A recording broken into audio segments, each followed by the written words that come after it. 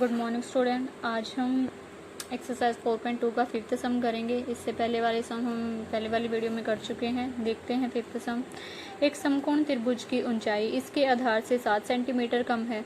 यदि कर्ण 13 सेंटीमीटर का हो तो अन्य दो भुजाएं ज्ञात कीजिए। अब देखो, एक समकोण त्रिभुज जो होती है उसमें क्या ऐसी होती है ना, यहाँ एंगल 90 का बनता है।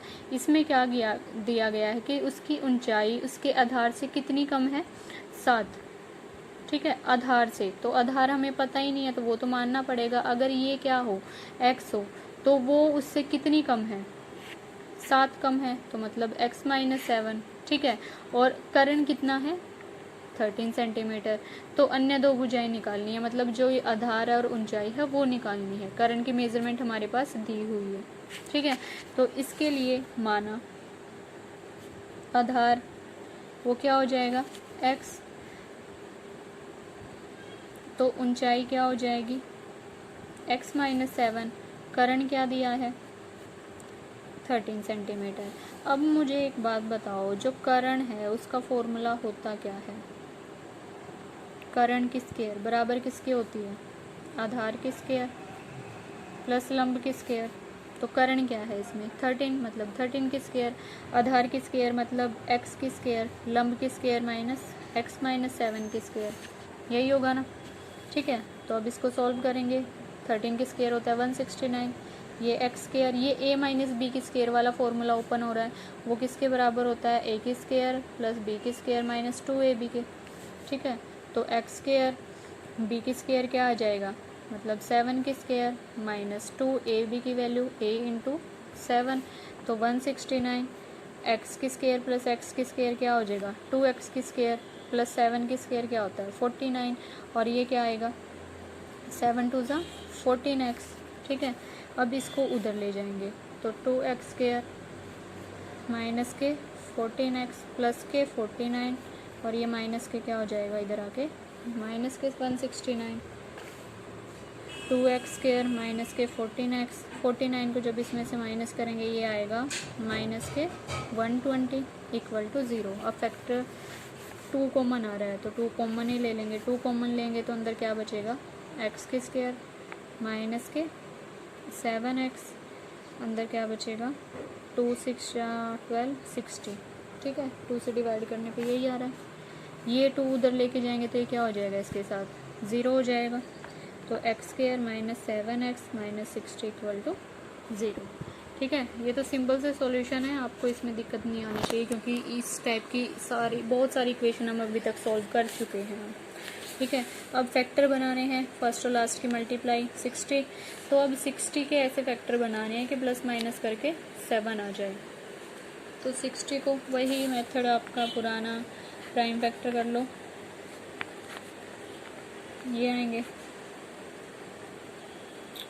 ठीक है, अब देखो भाई इसमें से ऐसे कौन से फैक्टर बन रहे हैं जिसको 5 टू ज़ा 10, 3 टू ज़ा 6, ये तो होगा नहीं, 2 टू ज़ा 4, 5 3 ज़ा 15, ये भी नहीं होगा।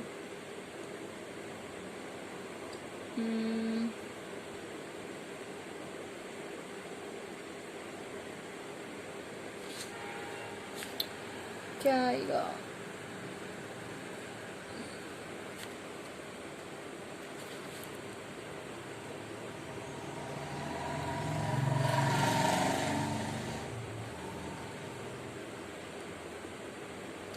टू टू ज़ा 4, 4 3 ज़ा 12, 12 और 5, हाँ 12 और 5 बन सकते हैं। तो फैक्टर हमारे क्या निकल के आएंगे, यहाँ से 12 और 5 आएंगे। तो हम माइनस का 12 लेंगे क्योंकि हमें माइनस का 7 चाहिए, और प्लस का 5 लेंगे, और 12 5 ज़ा 60 होते हैं ना। ठीक है, तो x कॉमन आ जाएगा पहले दो में से, तो अंदर क्या बचेगा, x माइनस 12 बचेगा। यहाँ से 5 कॉमन लेंगे, वही सेम फैक्टर लिखना होता है आगे तो। ठीक है, तो ये क्या आ जाएगा, x माइनस 12 और ये x प्लस 5 इक्वल टू 0। तो x माइनस 12 को भी 0 के इक्वल रख दो, और x प्लस 5 को भी 0 के इक्वल। तो यहाँ से x की वैल्यू 12 निकल के आएगी और यहाँ से x की वैल्यू -5। माइनस वाली वैल्यू हम नहीं लेते तो x की वैल्यू हम क्या लेंगे, प्लस वाली लेंगे। तो जो आधार है वो क्या निकल के आया समकोण त्रिभुज का, वो तो 12 आया।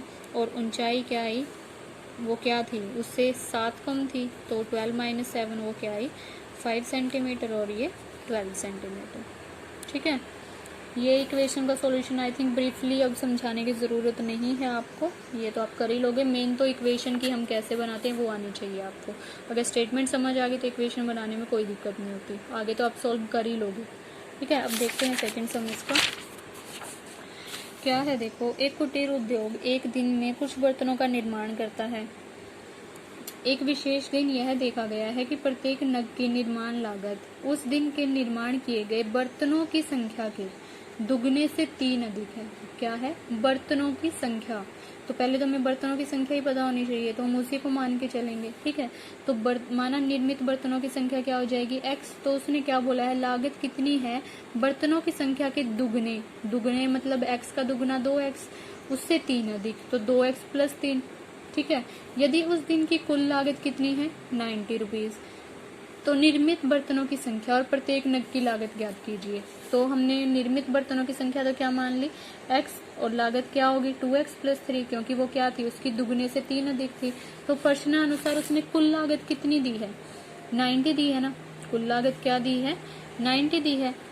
ठीक है, ये 90 है, तो अब वही है, इनकी मल्टीप्लाई करके ही कुल वो आएगी, कुल लागत आएगी। ठीक है, क्योंकि बर्तनों की संख्या और लागत दोनों, ये तो उस दिन के बर्तन है और ये उन पे खर्च है। तो जब बर्तनों को जब उसके खर्च से मल्टीप्लाई करेंगे तभी कुल लागत आएगी।